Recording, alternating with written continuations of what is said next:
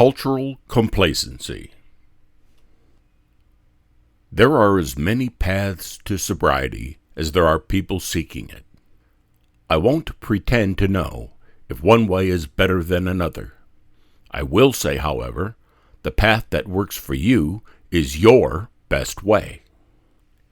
You have to become your own expert. While learning from others who have more knowledge and experience is important, you have to evaluate this information and decide what works best for you. My way was in AA. I can only share my experience.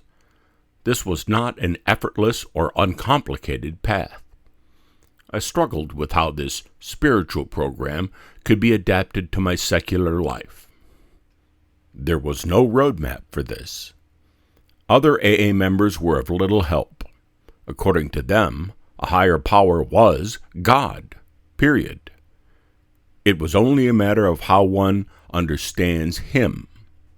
Yes, the uppercase H is ever present. When the Big Book was written, even God's gender wasn't an option. This is 80-year-old thinking. Because of these prevailing attitudes, my atheism stayed on the down low for some time. There are plenty of great ideas and much wisdom in the book, Alcoholics Anonymous. Unfortunately, as a non-believer, it's difficult to see past all the religiosity and condescension to discover this wisdom. But that is exactly what we are going to do. Hopefully, I will show you how to look past those things that don't pertain to atheists, so you can see the nuggets of wisdom that are pertinent in the Big Book. After about 7 years of sobriety, I heard someone mention an AA meeting called We Agnostics. With great hope, I cornered that guy after the meeting. I had no idea there was such a thing in AA. I had to find out the where and when of it. Quite honestly, I was anticipating and looking forward to a lot of God-bashing at this meeting. I had a lot of anger about how this God guy made AA so difficult and inconvenient for me. I received quite a surprise at that first meeting. The discussion subject was, of all things, gratitude. What the hell? After years of suffering and silence, I wanted some good old God-bashing, goddammit. That was my first lesson from this group. There is no need for God-bashing. I needed to rid myself of any resentments I had for AA's cultural lag. I'm sure that AA would disagree with this sentiment, but there is very little evidence to the contrary in their current literature. I'll discuss this cultural lag in more detail throughout the book. This meeting was not just agnostics and atheists. Some of them believed in a God. The big difference from regular AA meetings was that they made no reference to a deity or religion. All of that was left outside the room. The focus of these meetings was on sobriety and all the living problems we needed to overcome in order to stay sober. Some members of the group were quite rebellious and wanted little, if anything, to do with AA's Big Book or program. They were content to figure it all out for themselves. I'm not that type of person. I have no interest in total revolution. These individuals had an extremely negative view of AA and wanted no part of AA's program. A partial revolution with a live and let live attitude is much better suited to my essential need for serenity. I'm happy to listen to others that have come before me and those that came after. Their experience and knowledge is invaluable. I will consider their opinions and how that might fit into my life. I might reject it, but I will try to listen and consider it. I don't believe any one person can figure this out on their own. Sharing and listening with respect are part of a healthy community. This community, AA refers to it as fellowship, is vastly important to my sobriety.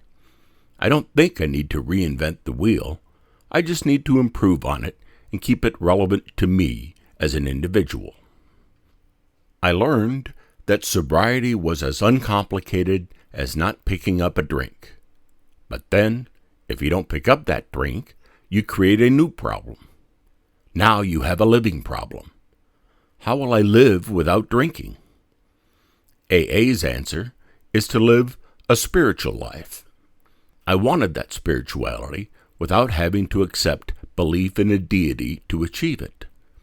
Religion does not have the corner on the ethics market. A virtuous life is accessible to all who seek it. All you need to recognize the difference between right and wrong is a conscience. As we remain sober, we develop a new relationship with our conscience.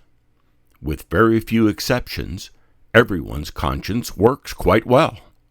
Sometimes we bullshit ourselves so we feel better about doing wrong. That doesn't mean we're right. Add a good dash of empathy, and all sorts of kindness and virtue will follow. It was very important and timely that I discovered people that were on the same page as I was. This gave me a better sense of community. In regular AA meetings, I felt like a bit of an outsider. AA provides two things that I find to be very important to my sobriety: fellowship and a well-organized program of recovery are the two cornerstones of Alcoholics Anonymous. If I can combine my desire and effort for sobriety with those things, I create a nurturing environment and a kind of behavior that gives me a sound path to quality sobriety. The likelihood of a sober and gratifying life increases exponentially with acceptance from people you attend AA meetings with. Let's examine that cultural lag I wrote of earlier. Alcoholics Anonymous was founded in 1935. In the earliest time, it involved the Oxford Group, a non-denominational movement modeled after extreme Christianity. The group's secret ingredient was what they described as God control. To Bill Wilson's credit, it took him less than 2 years to separate Alcoholics Anonymous from these people. From this time forward, AA has made the claim that it doesn't support any specific religion, but it holds fast and steady to a supernatural being. And, without question, it is a very Christian God. Nonetheless, they give members the leeway of a higher power of their own understanding. But this higher power is always uppercase. Lowercase higher powers are laughed at, and, in time, all will understand HP to be God, right? Wink, wink. This attitude is condescending at best. At the worst, it is an indignity to people who don't believe in gods or whose God is not the Christian God. If not completely repulsed, these people find it discouraging to continue attending AA meetings as they become more and more marginalized by the Christians. I certainly did. I often wonder what would have happened if I had not found the We Agnostics meeting in Boca Raton, Florida. I may not have fallen off the wagon, but I'm certain my personal growth would have been slowed. AA is not keeping current with today's diverse culture. There are a lot of Christians in the U.S., but their numbers are decreasing.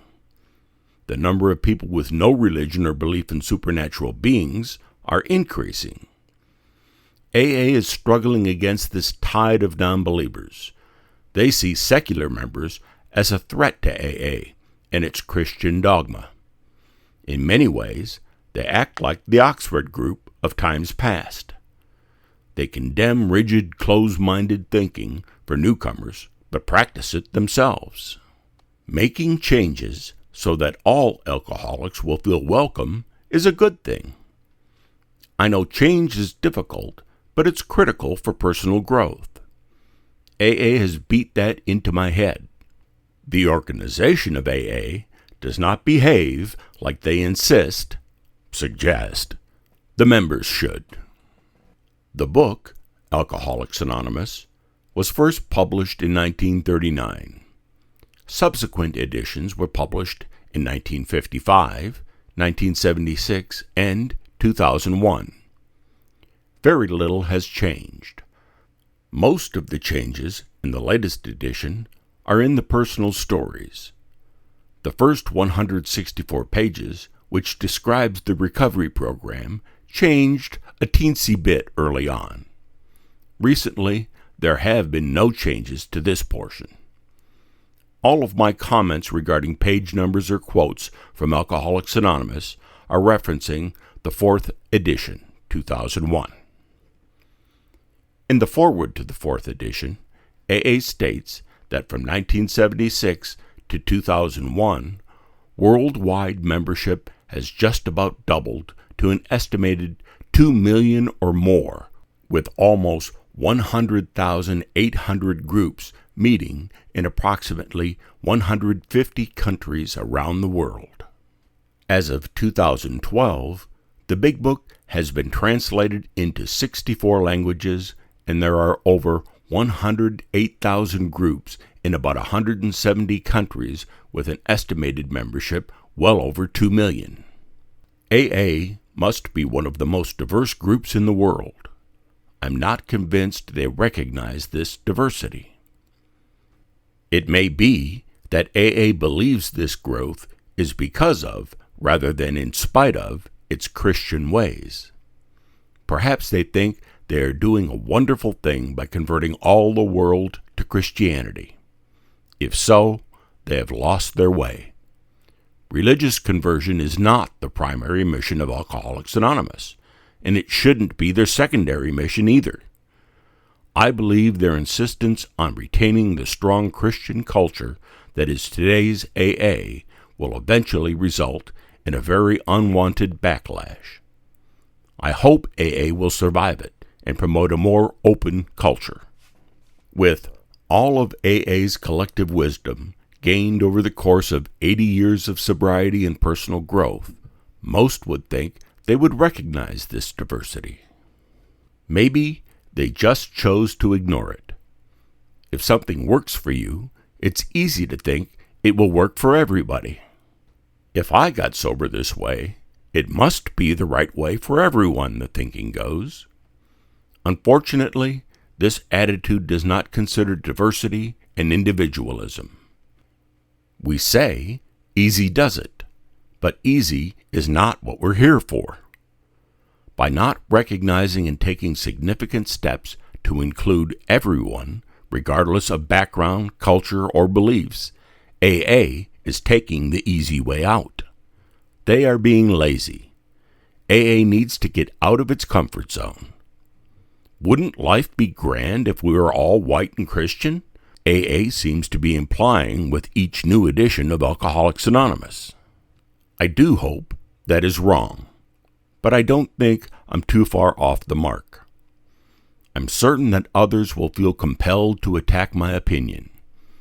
I will welcome the criticism, and I look forward to beginning a well-needed conversation. But please keep in mind, I'm asking for a conversation. If all you want is an argument, I won't be participating in that.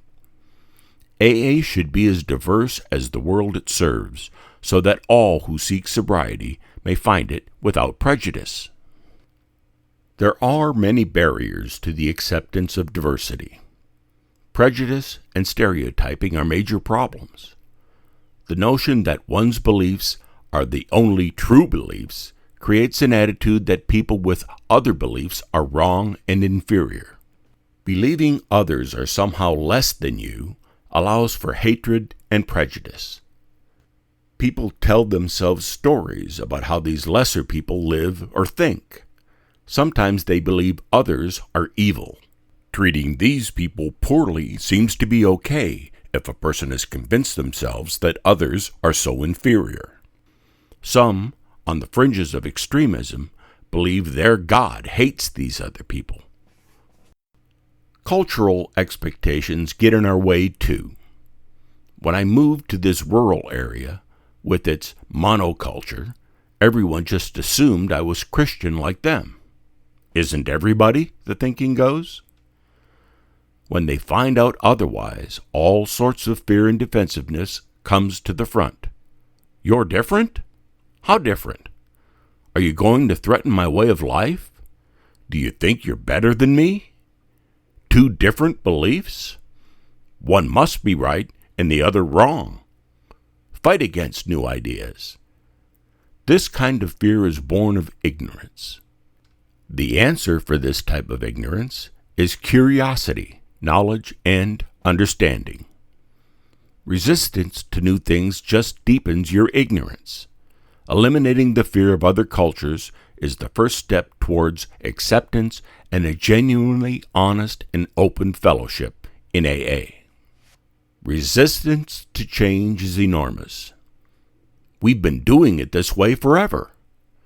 If it was good enough for the old-timers in AA, it's good enough for me.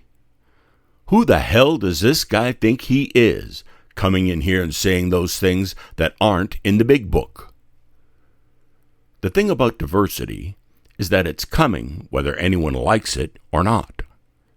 If you don't like it, you can go deeper into the woods to avoid it. Another option is to welcome it. Try to understand the benefits of diversity. At the very least, you will hear different points of view. Who knows? Maybe you'll learn something new. Think of diversity like economics. A closed economic system means there is no new or outside money entering the system. Everybody is just selling each other hamburgers, so to speak. The system stagnates and weakens. Eventually, it must implode because some refuse to spend any more money on hamburgers. An open system is one where new money is entering the system. The economy is healthy and thrives because new money causes growth and variety. The diversity in the economy means you can buy more than just a hamburger.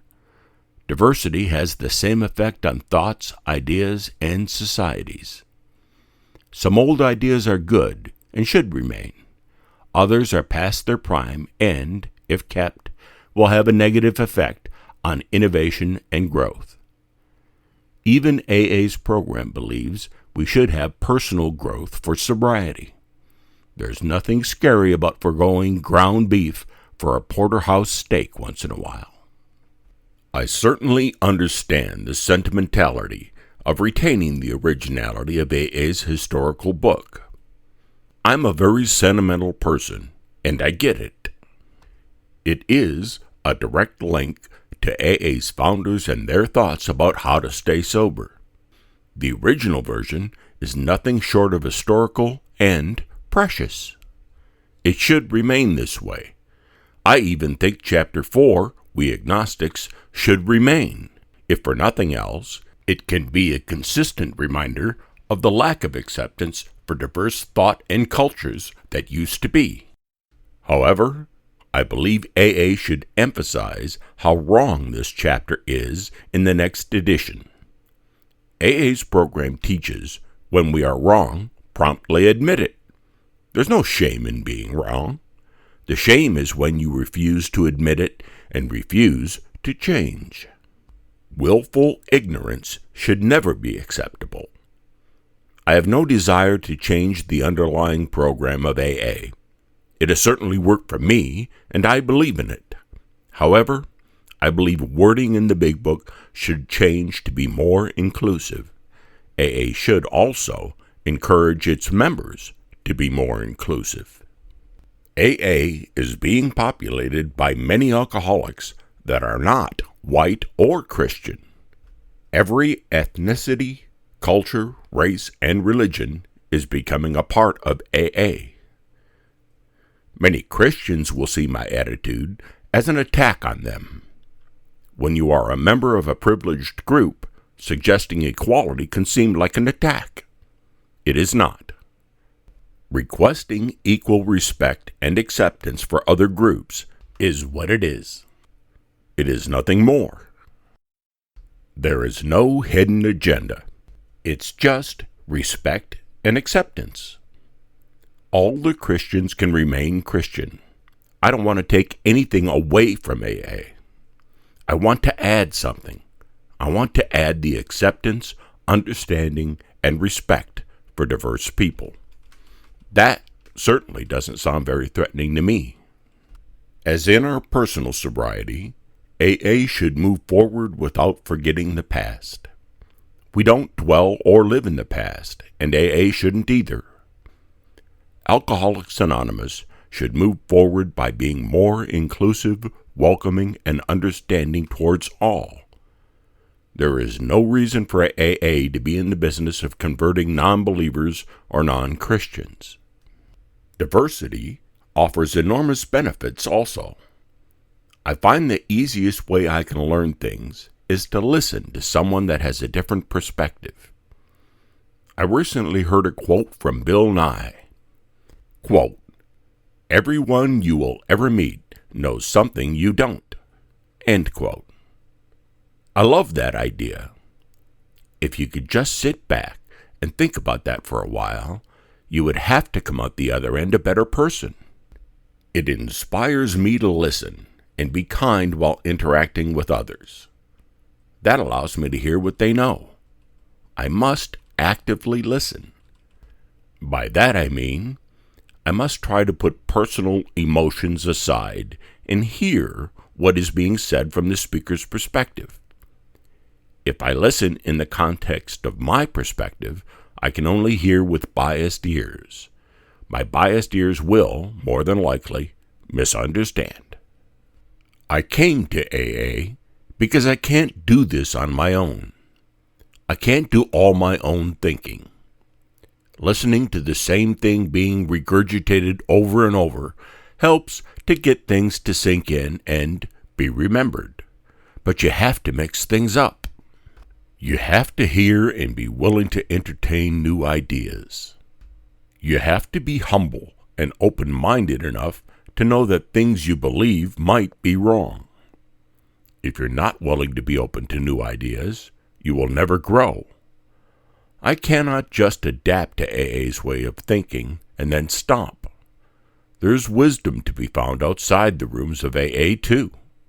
Likewise, as an institution, AA cannot believe it is the acme of all necessary thought regarding sobriety.